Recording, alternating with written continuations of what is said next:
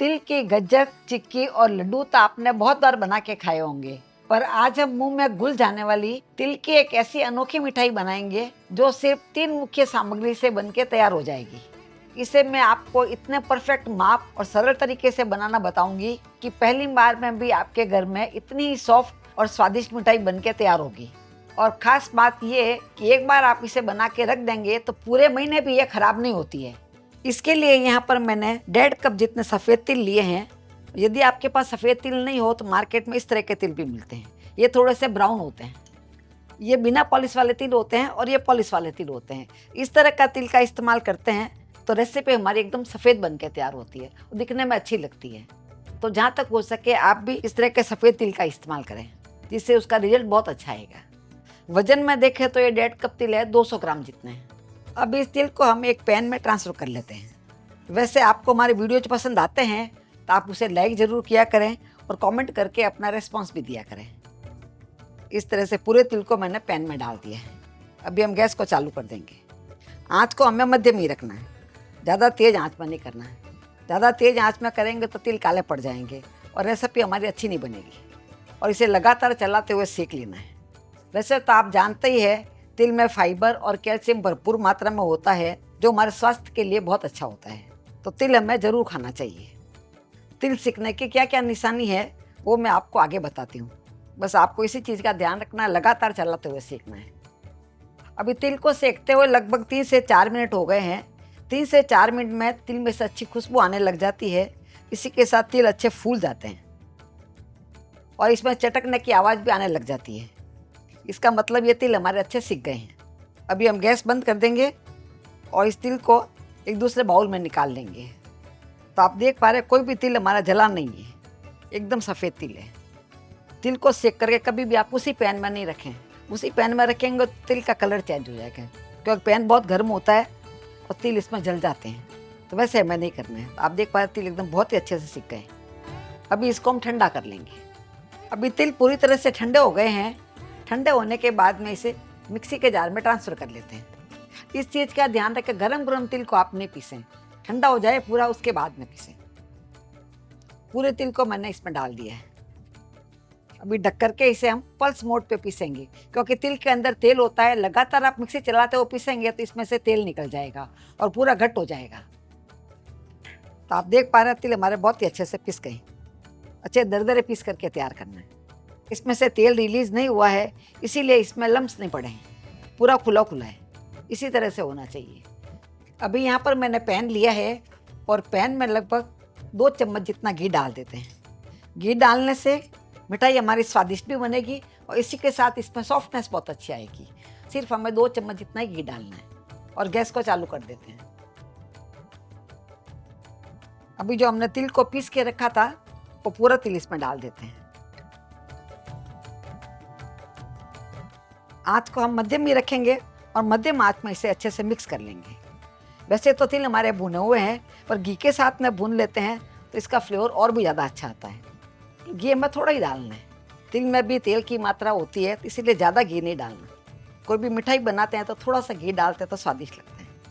थोड़ा सा इस तरह से डाल करके इसे मिक्स कर लेंगे। इस समय इसकी खुशबू बहुत ही अच्छी आ रही है। आप घर में बना के देखिएगा, इसका स्वाद भी आपको बहुत ही पसंद आएगा। अभी तिल हमारे बहुत अच्छे से सीख गए हैं, इसका कलर चेंज नहीं करना है। कुल मिला के इसे सेकने में लगभग हमारे को 2 से 2.5 मिनट लगे। इस तरह से सेकने के बाद में गैस को हम बंद कर देंगे और बंद करने के बाद में 1 कप जितना इसमें मिल्क पाउडर डाल देते हैं। गैस बंद करने के बाद में डालें कभी भी, और मिल्क पाउडर को अच्छे से मिक्स कर लेंगे। मिल्क पाउडर डालने से इसमें मावे का स्वाद आएगा, पर यदि आपके पास में मिल्क पाउडर नहीं है तो इसकी जगह पे आप खोया भी डाल सकते हैं, यानी मावा भी डाल सकते हैं। मावा आपको आधा कप जितना डालना है। यदि वो भी आपको नहीं डालना हो तो आप इसमें काजू को पीस के डाल सकते हैं, बादाम को पीस के डाल सकते हैं, या खरबूजे के और तरबूज के बीज हो तो उसको भी पीस के डाल सकते हैं। उससे भी इसका टेक्सचर और स्वाद बहुत ही अच्छा आएगा। सबको मैंने अच्छे से मिक्स कर लिया है। इस तरह से मिक्स करने के बाद में इसे हम साइड में रख देंगे। और यहाँ पर मैंने एक पैन लिया है और पैन में 200 ग्राम जितनी शक्कर डाल देते हैं। जितना आप तिल लेते हैं उतना ही आपको शक्कर लेना है। वैसे भी कभी बेसन की मिठाई बनाते हैं, जैसे बेसन की बर्फ़ी बनाते हैं या दाल के बर्फी भी बनाते हैं तो उसमें भी हमारे को बराबर ही शक्कर डालनी पड़ती है। यानी 200 ग्राम दाल होती है तो 200 ग्राम ही हम शक्कर डालते हैं। इसमें भी हमें 200 ग्राम जितना ही डालना है। आप चाहे तो इसकी जगह पे मिश्री भी ले सकते हैं या गुड़ भी ले सकते हैं। मेजरिंग कप में देखें तो ये 1 कप जितनी शक्कर है। अब इस शक्कर में हमें पानी डालना है, तो जितनी शक्कर लेते हैं उसका आधा हमें पानी डालना है। यानी 1 कप हमने शक्कर ली थी तो आधा कप जितना हमें पानी डालना है। पानी हमें ज़्यादा नहीं डालना है। अभी हम गैस को चालू कर देंगे। आँच को हम मध्यम रखेंगे, ज़्यादा तेज़ नहीं करेंगे और शक्कर की चाशनी बना लेंगे। आज की रेसिपी में सबसे बड़ा फ़ायदा ये है कि इसमें बहुत ही कम घी लगता है। जैसे दूसरी मिठाई वगैरह बनाते हैं तो उसमें बराबर घी डालते हैं या पौना घी डालते हैं, यानी 1 कप दाल के अंदर पौना कप जितना घी डालते हैं। पर इस मिठाई के अंदर तिल के अंदर से ही इतना तेल निकल जाता है कि ये बहुत ही कम घी में बन जाती है। जब तक शक्कर पिघल रही है तब तक यहाँ पर मैंने एक प्लेट ली है, ये किनारे वाली प्लेट है जिसे कि आराम से इसमें जमा सकते हैं। अभी इसमें हम थोड़ा सा घी लगा देंगे। आप चाहे तो तेल भी लगा सकते हैं, पर घी से इसका स्वाद अच्छा आएगा। और इस तरह से फैला देना है जिससे मिठाई निकालने में आसानी रहेगी। ये तैयारी आप चाहे तो पहले भी करके रख सकते हैं, जिसे जैसे ही मिठाई बन जाती है फटाफट इसमें ट्रांसफ़र कर लेते हैं। इस तरह से मैंने सब में लगा दिया। अभी साइड में शक्कर को पकाते हुए लगभग 2 मिनट हो गए हैं।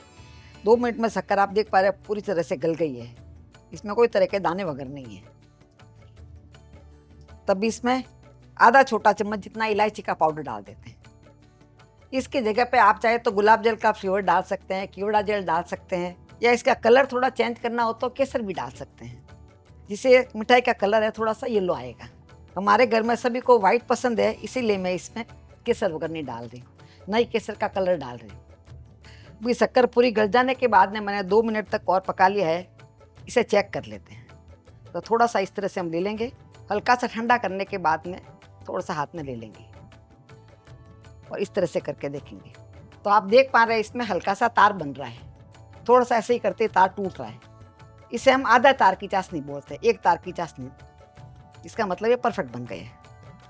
चेक करते समय इस चीज़ का ध्यान रखें, आँच को कभी भी धीरे कर लें, तेज आँच में नहीं करें। अभी जो तिल है वो पूरे इसमें डाल देते हैं। वैसे आपको इस तरह की रेसिपी पसंद आती है तो आप हमारे चैनल को सब्सक्राइब करके बेल आइकन जरूर दबा दें, जिससे जब भी हमारा नया वीडियो आएगा आपके फ़ोन में घंटी बज जाएगी। और फेसबुक पर देख रहे हैं तो आप हमारे पेज को फॉलो कर सकते हैं। आँच को मैंने बहुत धीरे कर दिया है। एक बार इसको अच्छे से मिक्स कर लेते हैं। इस समय आपको इसमें लम्स दिख रहे होंगे, पर धीरे धीरे इसमें ये डिज़ोल्व हो जाएंगे। और कलर भी आप देख पा रहे कितना अच्छा आया, एकदम सफ़ेद कलर है। अभी तिल डालने के बाद में मैंने 2 मिनट तक और पका लिया है। आँच को हम धीरे कर लेते हैं और थोड़ा सा इसमें हम निकाल लेते हैं और चेक करके देख लेते हैं कि बराबर पका या नहीं। हल्का सा ठंडा करने के बाद में देखें, तब तक इसे थोड़ा थोड़ा चलाते रहें जिससे पैन में ये चिपके नहीं।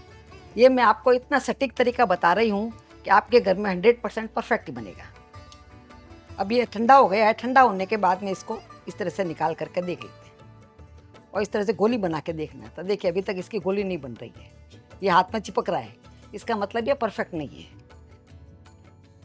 इसको हमें थोड़ी देर तक और पकाना है।